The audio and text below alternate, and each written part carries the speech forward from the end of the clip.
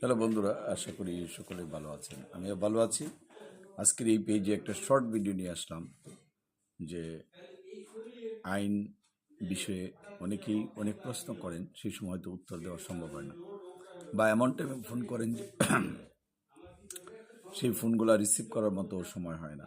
যার জন্য আজকের এই ভিডিওর মাধ্যমে বলতে চাই, যারা আমার নাম্বার ব্যস্ত পান তারা আমার নাম্বারে হোয়াটসঅ্যাপ এবং ইমো রয়েছে, সেই নাম্বারে যোগাযোগ করবেন। আমার নাম্বারটি হচ্ছে 01711921416। এই নাম্বারে আপনি ফোন করলে আশা করি পেয়ে যাবেন। অনেকেই চিন্তা করেন যে ফোন দিলাম হয়তো পাই নাই, আর একবার পাবো কি না, এরকম চিন্তা থাকেন। কিন্তু সেই রকম চিন্তা না করে আপনি যদি আমার চেম্বারে যোগাযোগ করতে চান, তাহলে ঢাকা চেম্বার অথবা ময়মনসিংহ চেম্বার বা ঈশ্বরগঞ্জ চেম্বারে যোগাযোগ করতে হবে।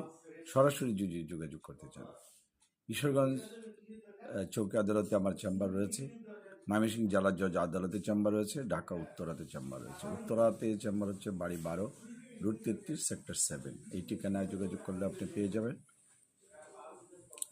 আর ময়মনসিংহ জেলা জজ আদালত সৈয়দ নজরুল ইসলাম ভবনে আমার চেম্বার রয়েছে, এবং ঈশ্বরগঞ্জ চৌকি আদালতে আইনজীবী সমিতির নিচতলায় চেম্বার রয়েছে।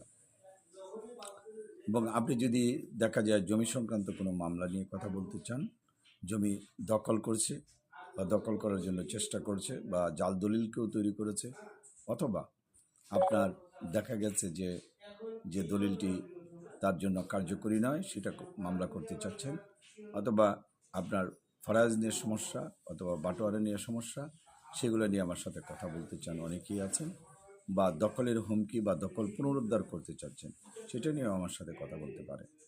আবার পারিবারিক মামলা যদি হয় বা ক্রিমিনাল মামলা হয়, যে আপনার মারামারি সংক্রান্ত কোনো মামলা রয়েছে, অথবা চুরি বা ডাকাতির মামলা রয়েছে, সেগুলোও কিন্তু আপনি আমাদের প্রশ্ন করতে পারেন ইনবক্সে।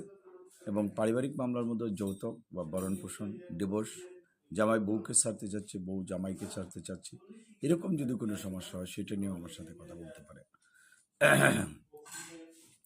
আমরা চাই যে আপনার যে কোনো সমস্যা যাতে আপনি আলাপ করতে পারেন, যার জন্য আমাদের ঢাকা উত্তরা বাড়ি 12, রুট 33, সেক্টর 7-এ শুক্রবার শনিবার যোগাযোগ করবেন। অন্যান্য দিন ময়মনসিংহ জেলা জজ আদালত সৈয়দ নজরুল ইসলাম ভবনে সকাল টাইমে যোগাযোগ করতে পারেন, অথবা আমার পার্সোনাল চেম্বারেও যোগাযোগ করতে পারবেন।